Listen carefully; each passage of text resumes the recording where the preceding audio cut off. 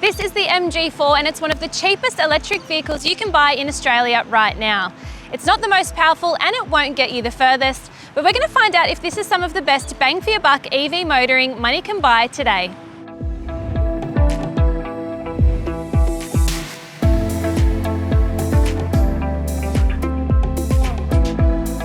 The MG4 is the first dedicated EV from the Chinese car maker, arriving with an entry price of just $38,990 plus on-road costs.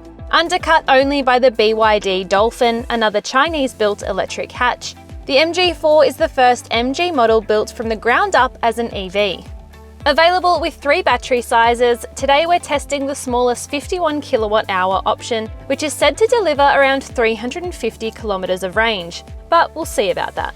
The MG4 is not designed to blend in, with bold, aggressive styling that's sure to catch your eye. But this entry-level Excite is the more pared back of the range, riding on 17-inch steel wheels with plastic wheel covers, and missing out on the giant rear spoiler found on higher-grade versions of the MG4. There is a high-performance dual-motor hot hatch version of this car coming towards the end of the year, but until then, every MG4 that arrives, including this one, is powered by a single electric motor that powers the rear wheels.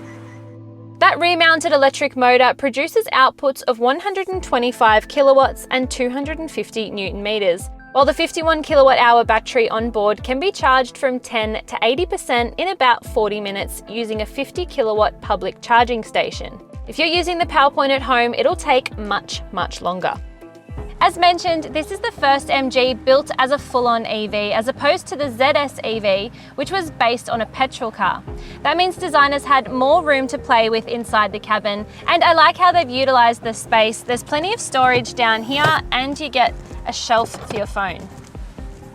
Storage is fantastic for a hatch, with a large compartment in the centre console that's big enough for a handbag, according to MG's chief designer. In terms of fit and finish, there's evidence this car is built to a budget. MG's latest operating system is housed within this floating 10.25-inch touchscreen, and to be honest, it's not really desirable. It's pretty slow to respond, the graphics aren't great, and it's just really fiddly. You've got to go through sub-menus to change things like recirculation, and yeah, it's not my favourite. Apple CarPlay and Android Auto come standard, but it doesn't work wirelessly just yet, so you'll have to keep your phone plugged in.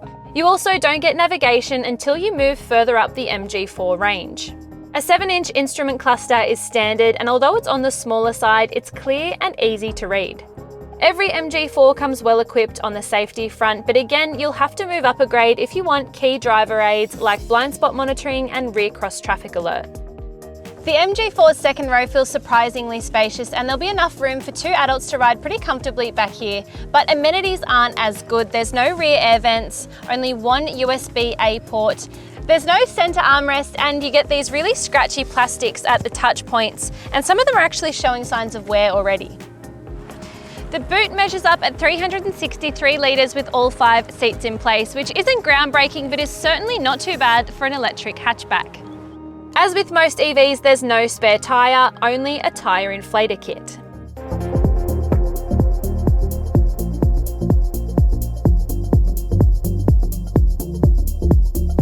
One of the first things that stood out to me when I got behind the wheel of the MG4 is this flat top and bottom steering wheel. It's not super flat, but it's flat enough that it definitely gets your attention, and it's a little bit weird getting used to it first, but I actually really like it. It makes it feel a bit more sporty. If you want a fast EV, you're probably best waiting for the top spec dual motor X-Power to arrive, because this MG4 doesn't really deliver in the performance department. In fact, it takes close to 8 seconds to hit 100 kilometers an hour. Something I haven't quite gotten used to yet is how this car drives, particularly braking and accelerating, and overall body composure. It doesn't feel really tied down. You can feel the suspension sort of like floating. You constantly feel like you're sort of wobbling around because you'll hit a bump and it doesn't seem to settle after the bump. It takes quite a while. It just feels like there's a fair bit of movement inside the cabin, and the suspension just probably needs to be tuned a bit better. The steering itself also feels really artificial. You can move the wheel quite a bit without even moving the car. There's just so much play there. As for the brake pedal, it's really hard to describe because it feels touchy, but also not really responsive. It's like you put your foot down and you don't know how much brake you're going to get. Sometimes it feels really jerky and other times not so much. The ride feels soft and floaty, made even more obvious on uneven roads where you feel the suspension bucking from front to rear. You feel it under brakes too, where the front end dives forward.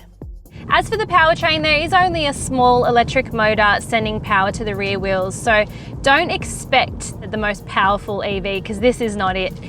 But it is pacey enough. There's enough power to get you going after you've stopped at a set of lights, for example. The traffic won't get away from you. In terms of refinement, it's been a pretty quiet ride overall. Aside from those indicators, which are super loud, there hasn't been much road noise filtering in.